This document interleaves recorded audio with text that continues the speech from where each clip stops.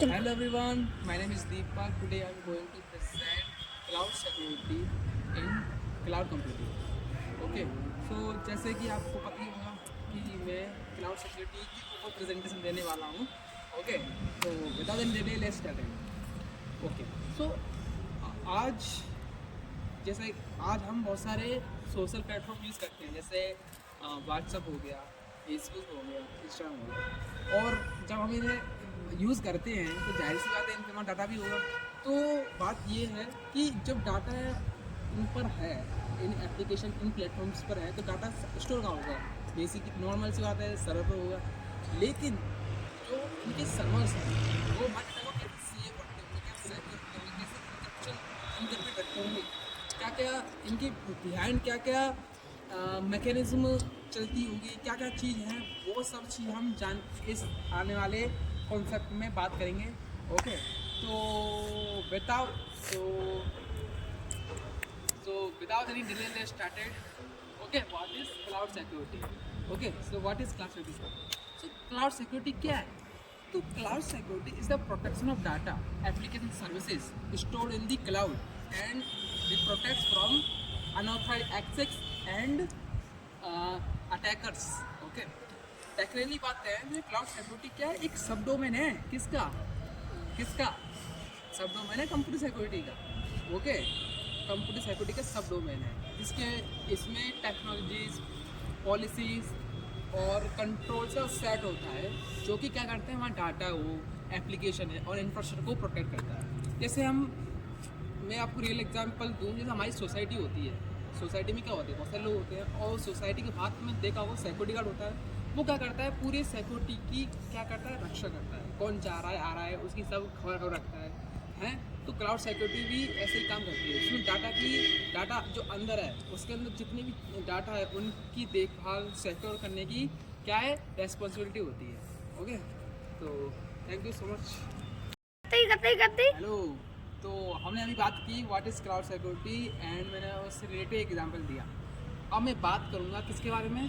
अब मैं बात करूँगा कि major security risk in cloud security, मतलब क्या क्या वो पॉसिबल रिस्क हैं जिससे क्लाउड सिक्योरिटी में क्या हो सकती है, वो चीज़ हुई तो क्लाउड जो है वो तरह से क्रैश हो सकता है. तो पहला आता है, first one is data breach. Data breach क्या है? डाटा ब्रीच मैं बताता हूँ सिंपल भाषा में कि when unauthorised person access your data. Okay, जैसे मैं चाहता हूँ कि ऐसा नहीं हो एक्सेस डाटा, मतलब क्या कहना चाहता हूँ, देखो जब कोई अनऑथराइज्ड बंदा आपकी क्रेडेंशियल डाटा को क्या कर सकता है, एक्सेस कर सकता है. ठीक है, यहाँ तक पहुँच जाता है तो उसको हम डाटा ब्रीच कहते हैं. ठीक है, फिर आता है हमारा डाटा लॉस. डाटा लॉस मतलब जो भी सर्वर आप यूज़ कर रहे हैं उसमें नेचुरल रजिस्टर हो जाए, रिस्टोर हो जाए, या फिर गलती से क्रैश हो जाए, कुछ भी हो जाए, वहाँ जितना आपका डाटा था वो सब उड़ जाए, क्रैश हो जाए, तो उसको हम कहते हैं डाटा लॉस. यहाँ से आपने हर चीज़ को लॉस्ट कर दिया, खो दिया. फिर आता है हमारे पास क्या, इनसिक्योर एपीआई. इनसिक्योर एपीआई से क्या मतलब है?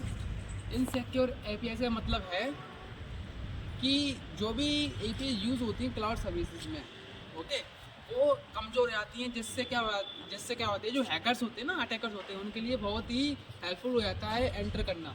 जिससे जैसे भी वो एंटर करते हैं वहाँ से सब क्रेडेंशियल डाटा को एक्सेस करके उसका मिसयूज़ करने लगते हैं.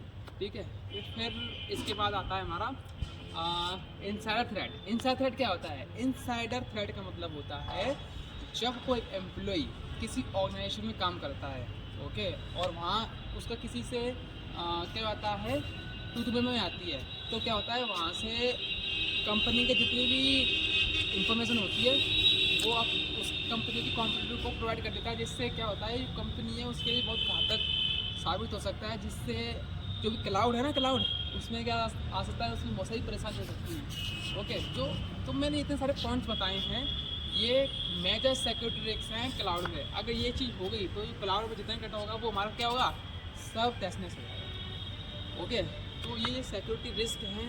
ये सब सिक्योरिटी रिस्क जैसे मैंने आपको एग्जांपल दिया था, व्हाट्सअप है, इंस्टाग्राम, फेसबुक है, ये सब ये अप्लाई करते हैं तब जाके आपका डाटा सिक्योर इनक्रिप्शन से डट के रह पाता है, बच पाता है. Okay, thank you so much. Hello everyone.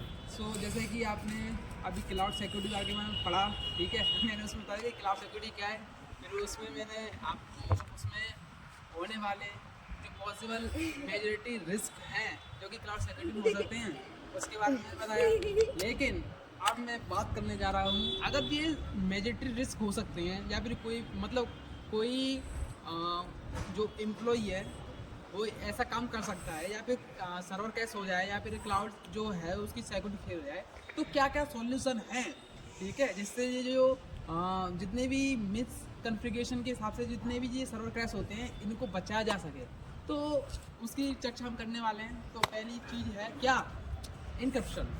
क्या है इनक्रप्शन? इनक्रप्शन क्या है, हम बात के इनक्रप्शन क्या है कि encryption converts data into secret code. मतलब जो इनक्रप्शन होता है वो आपका जो प्लेन टेक्स्ट होता है, प्लेन टेक्स्ट का मतलब जो आपका रीडेबल डाटा है उसको अनरीडेबल में चेंज कर देता है, जिससे जो भी एक्चुअल जो मैसेज होता है, जो एक्चुअल डाटा होता है उसको कोई पढ़ ही नहीं सके, है थर्ड पार्टी जो भी पर्सन है उसको पढ़ ही नहीं सके, जिससे अगर उसको एक्सेस मिल भी जाए तो उसको वो कुछ बिगाड़ नहीं पाए, ठीक है। जैसे मैं एग्जांपल दूं, सबसे बड़ा इसका रीज़न है व्हाट्सएप मैसेजेस जो कि इनक्रप्टेड होते हैं। आपको एक्शनली दिख रहे हैं कि हाय हेलो मैसेज कर दिया, परंतु इंटरनली क्या होता है वो इनक्रप्टेड हो जाता है, उसका एक एक वर्ड यूनिक सिंबल में चेंज हो जाता है, कन्वर्ट हो जाता है, ठीक है। तो ये इनक्रप्शन है। इसके दो टाइप्स होते हैं। First one is data at rest, मतलब जब डाटा है हमारा वो सर्वर पर रखा है तो वो इनक्रप्टेड फॉर्म में होना चाहिए, तो ये डाटा एट रेस्ट है। एंड सेकेंड है हमारे पास क्या, data in transit. Data in transit में क्या होता है, जब डाटा इंटरनेट पर ट्रेवल कर रहा है तो भी वो किस में होना चाहिए, जाहिर सी बात है ये वो इनक्रप्टेड फॉर्म में होना चाहिए। तब भी अगर ट्रैवल कर रहा है तब भी तो कोई अटैक कर सकता है ना, तो इसलिए वो किस में होना चाहिए, डाटा इन ट्रांजिट है तो उसमें होना चाहिए, किसमें, सही आता है इनक्रप्टेड फॉर्म में होना चाहिए। दूसरा पॉइंट है MFA, जिसको मल्टी फैक्टर ऑथेंटिकेशन कहते हैं। मल्टी फैक्टर ऑथेंटिकेशन क्यों कहते हैं और क्या है मैं समझाता हूँ, और क्यों है ये भी बता रहा हूँ। जैसे क्लाउड सिक्योरिटी क्या होती है, उसमें क्लाउड प्रोवाइडर्स होते हैं, ठीक है, और MFA इसलिए जरूरी है क्योंकि ये एक एक्स्ट्रा लेयर होती है, इसमें हमें अपनी आइडेंटिटी को प्रूव ऑन किया जाता है। जैसे something you know password, something you have क्या कहते हैं फेस फिंगर पॉइंट ID, मतलब MFA का सबसे बड़ी रीज़न जो होता है, जैसे आपकी कोई Gmail ID होती है, आप न्यू डिवाइस में लॉगिन करते हो, साइनअप करते हो, तो क्या होता है आपके पास क्या आता है, एक पासवर्ड आता है। अगर उसको आप येस कर दोगे, हाँ आप उसमें मैसेज आता है कि येस इट वाज मी, तभी आप उसमें साइन इन कर पाओगे वरना नहीं कर पाओगे। तो ये आता है किससे आता है, with the help of MFA की हेल्प से आता है। तो ये MFA सीधा ऐसा ही कॉन्सेप्ट अप्लाई करता है क्या, किसमें, क्लाउड सिक्योरिटी में, जिससे क्या क्लाउड प्रोवाइडर्स हैं अपने डाटा को सिक्योर कर पाते हैं। फिर उसके बाद आता है हमारा MFA के बाद आता है डाटा फायरवॉल। डाटा फायरवॉल क्या है, ये एक टेक्नोलॉजी है, ठीक है, ये एक सिक्योरिटी टेक्नोलॉजी जिसमें क्या होता है इनकमिंग और आउटगोइंग को क्या होता है मॉनिटर किया जाता है, ठीक है, और ये प्री डिफाइंड रूट के बेसिस पे काम करता है, और इसमें जो भी ट्रैफिक होता है ना उसको अलाउ किया जाता है कि जितना उसका परमिशन है उस इतना ही उसको अलाउ किया जाता है। इसको सिंपल तरीके से समझ लीजिए, जैसे हम वेडिंग पार्टी में जाते हैं, ठीक है, जिसको हम नॉर्मल भाषा में देसी में बफा सिस्टम कहते हैं, ठीक है, उसमें जाते हैं और उसमें क्या होता है हम जैसे वेडिंग पार्टी में आते हैं तो मैच रूम होता है, मैच रूम के बाहर क्या होता है सिक्योरिटी गार्ड खड़ा होता है, वो उसी को अंदर जाने देता है जिसके पास नॉर्मल सी बात है इन्विटेशन कार्ड होगा। तो ऐसे ही डाटा फायरवॉल्स काम करता है क्लाउड सर्विस, क्लाउड सिक्योरिटी में। फिर इसके बाद आता है हमारा वो जो कि इम्पोर्टेंट है, उसका नाम है IAM, identity and access management. ये क्या है, ये एक फ्रेमवर्क है, आइडेंटिटी एंड एक्सेस मैनेजमेंट एक फ्रेमवर्क है जो POLP के बेसिस काम करता है, मतलब प्रिंसिपल ऑफ लीस्ट प्रिविलेज।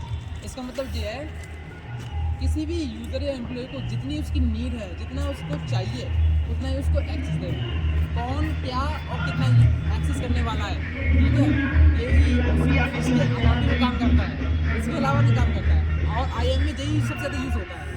फिर इसके बाद आता है हमारा जो कि इम्पोर्टेंट है और हम यूज़ करते हैं वो डाटा बैकअप। डाटा बैकअप का मतलब ये है जितने भी बड़े बड़े सर्वर्स होते हैं, डाटा सेंटर होते हैं, वो अपना जो डाटा होता है वो हमेशा ऐसा नहीं है कि एक फिक्स लोकेशन में वहीं भी सेव करना है, नहीं, वो अपने जो डाटा है, जो ह्यूज डाटा है, वो अपने अलग अलग जियो लोकेशन पर, रीजन पर स्टोर करते हैं, ताकि अगर एक लोकेशन पर जो डाटा सेंटर है उस पर डाटा जो है वो क्रैश हो जाए ठीक है, डिस्ट्रॉय हो जाए तो वहाँ हम दूसरी लोकेशन पे जो डाटा स्टेट है वहाँ से उसको क्या करें, बैकअप कर सकें।